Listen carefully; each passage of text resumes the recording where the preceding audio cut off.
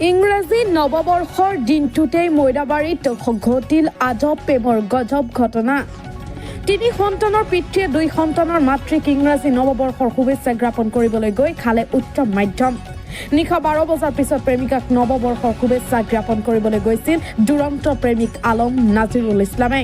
2 সন্তানৰ মাতৃ এইগৰাকী প্ৰেমিকা ৰূপচানা বেগমক নিশা আন্ধাৰত শুভেচ্ছা জ্ঞাপন কৰা সময়তে ৰাইজে ধৰিলে 2 প্ৰেমিক যুগলক।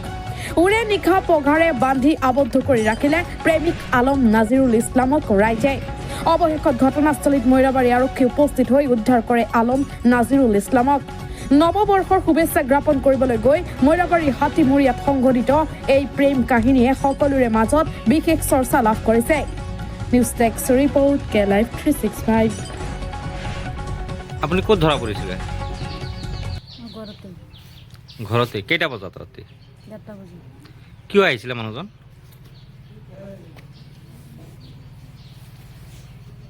পাৱাৰ বেংকটো নিবলৈ আৰু জানুৱাৰী ইউজ কৰিবলৈ কি কৰিবলৈ? জানুৱাৰী ইউজ কৰিবলৈ জানুৱাৰী 1 জানুৱাৰী উইচ কৰিবলৈ।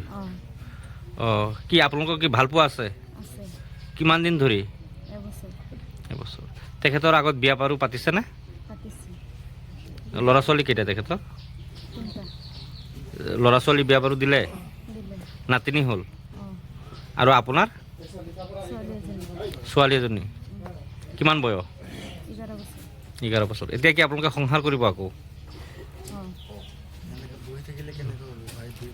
অঁ মানুহজনে পৰকে প্ৰেম কৰিছে। মই এজনী হিন্দু ছোৱালী। মই যেতিয়া হিন্দু ছোৱালী আছিলোঁ তেতিয়া সি মোক প্ৰেম কৰিছে। প্ৰেম কৰি মোৰ লগত মোক বিয়া কৰিছে। কি নাম আছিল আপোনাৰ? মোৰ নাম আছিলে ববী দেউৰী। এতিয়া আপোনাৰ নাম কি? মই এতিয়া মোক নাম বনাই দিছে পাৰভিন চুলতানা। সি আনি মোক বনাইছে পাৰভিন চুলতানা। পিছত মই তাক ভাল পাই বিয়া কৰিছোঁ। মোৰ আগত আকৌ এজনী বিয়া কৰিছিলে। 2টা সন্তান আছিলে, 2জনী ছোৱালী। মই 2জনী ছোৱালীৰ পিছত মই অহাৰ পিছত সিহঁতৰ ডাঙৰ দীঘল কৰিছোঁ। পিছত এতিয়া মোক ভাল পাই আনিছে। মোৰ 16 বছৰ হৈ গৈছে আজি বিয়া হোৱা। 16 বছৰৰ পিছত এতিয়া মানুহজনে আৰু এজনী লোকৰ ঘৈণীয়েক গিৰিয়েক আছে, ঘৈণীয়েক ল'ৰা ছোৱালী 3টা ল'ৰা ছোৱালী হোৱা এজনী মাইকী লগত সি আকৌ হেৰি কৰিছে, প্ৰেম কৰিছে। প্ৰেম কৰি এতিয়া কালি ৰাতি 1টা বজাত ধৰা পৰিছে। পিছত ধৰা পৰাৰ পিছত মোক মাতিছে সিহঁতৰ ঘৰত। সিহঁতৰ ঘৰত মাতাৰ পিছত মই গৈছোঁ। মোক যোৱাৰ লগে লগে তাৰ ভনীয়েকে আহি চুলিত ধৰি মোক টানি ঘৰত লৈ গৈছে। নিয়াৰ পিছত মোক সিহঁতে চবে মাৰিছে। পিছত মোৰ জাল এজনী গৈছিলে, তাকো মাৰিছে। মাৰাৰ পিছত ওচৰৰ চুবুৰীয়া শুনি মোক সিহঁতৰ পৰা আঁতৰাই নি পিছত মোক ঘৰত পঠিয়াই দিছে।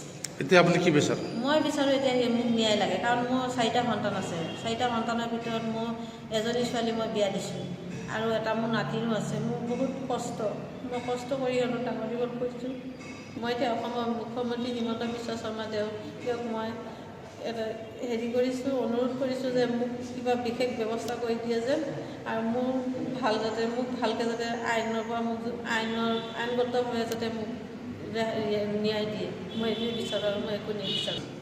মই এতিয়া হিন্দু ছোৱালী আছিলোঁ, মোক এতিয়া মুছলমান বনাইছেহি। মই এতিয়া 16 বছৰ ধৰি তাৰ ঘৰতে আছিলোঁ।